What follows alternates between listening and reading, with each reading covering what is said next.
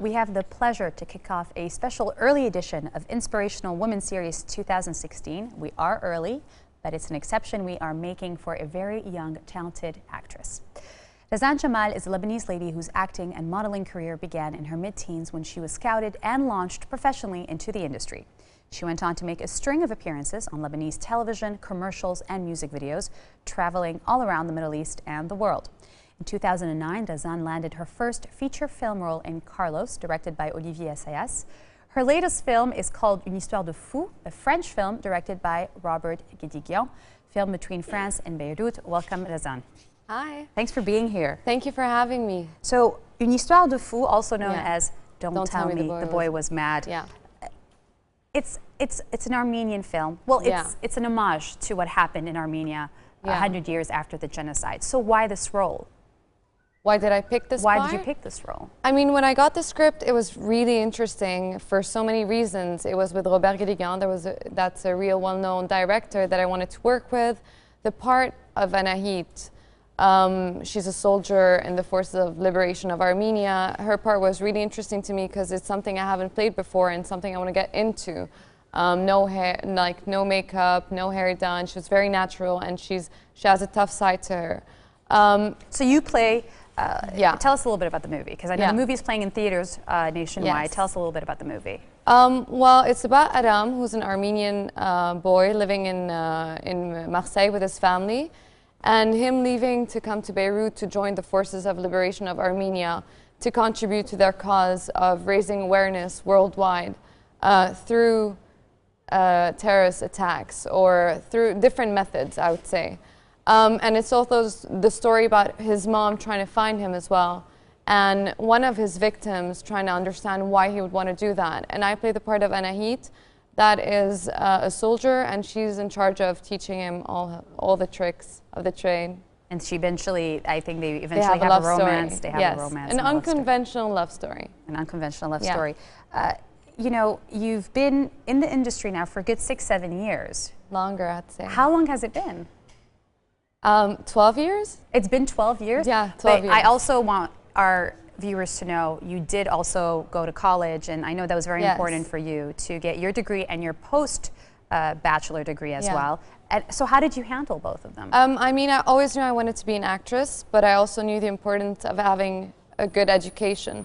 So when I was studying here at school, I was doing everything on the side, and then I moved to London to study at King's College, but I was doing acting workshops, and I was doing a lot of things on the side. And once I graduated, I was able to go full-time into acting. And this is when I started doing Carlos. And then I did my trainings in London, LA, New York, and all different places just so I can learn more about acting and about the craft. I know there was we've talked about this before, there was a part in your life where you thought this wasn't going to happen to you and you were ready to throw in the towel and give up. Do you remember when you told me something? But it's like in any job that you do, in everything, there's always a point where you're like, oh my God. But what was the turning point for you? It was last year. I was in New York. I was doing a lot of auditions. I was trying really hard. And then I got an offer to be on İmparatoriyet Min with Hind Sabri in Cairo. And before that, everybody was like, okay, so if you don't make it by 27, you're like, maybe you can do something else. And I'm like, how am I going to do anything else? This is the only thing I know how to do. This is my passion. This is my life. So there's constantly that thing where being an actress is not a conventional job. It's not like it's not like a 9-to-5 thing. Nothing is. You don't know that you're going to be on a show this year or not. There's always things happening. There's always pressure. There's always stress. I want to get back to the pressure in just a minute, because we are talking about inspirational women in the Middle East and in Lebanon as well. You spoke about how you were also part of the Egyptian comedy scene, and you've done this French film, Une Histoire De Fou. You've also been with Liam Neeson in A Walk Among the Tombstones, the one that came out in 2014. So you've done, do you think your multiculturalism, which you have, has helped you with your roles? Definitely. Right. Broadened the range? Definitely, yeah, because I work as an actor, the way you talk and the voice and the movement and your speech is a tool.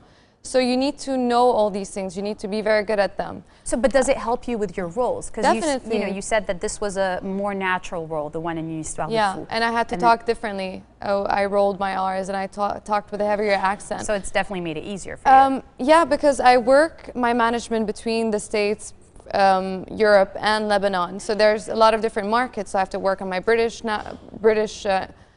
dialect, my American dialect, my French dialect, like, like you're talking like that as an English speaker, because sometimes I go up as French.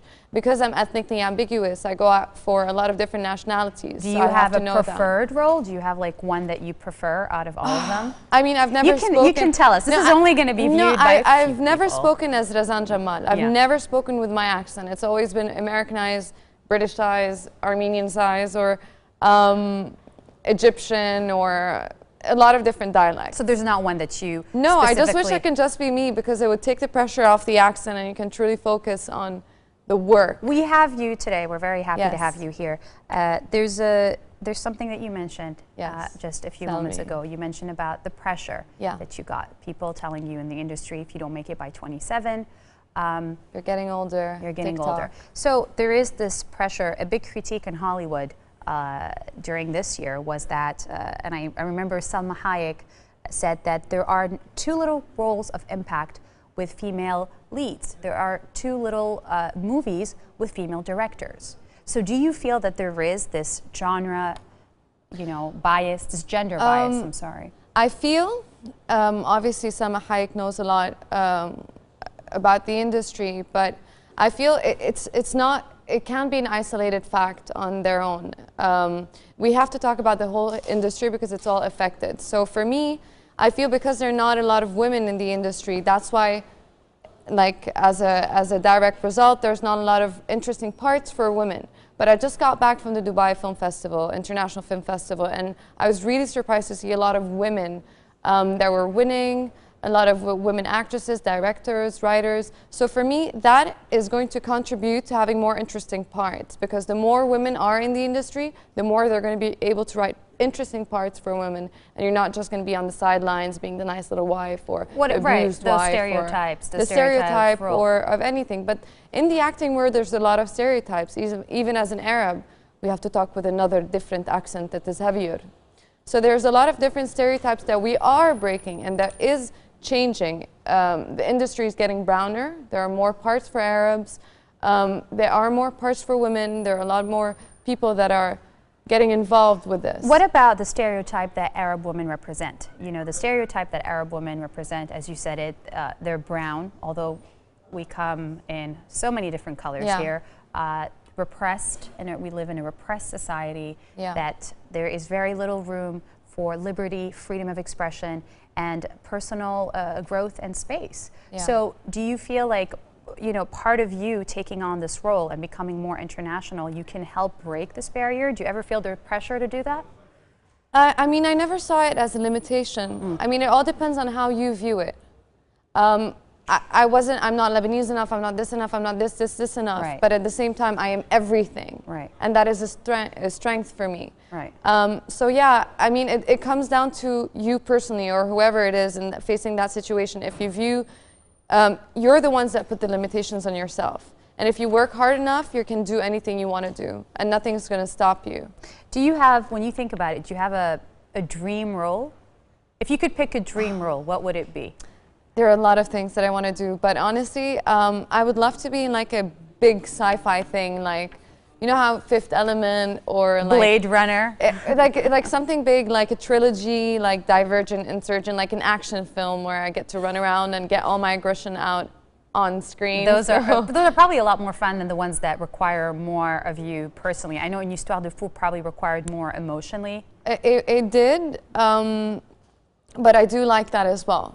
So I would want to do the action things, but at the same time, I also want to do the deep things a la Angelina Jolie in Girl Interrupted. I do want to do anything that breaks away from that stereotype of the nice little girl. Right. No, I want to get into more interesting parts where you dive deeper within.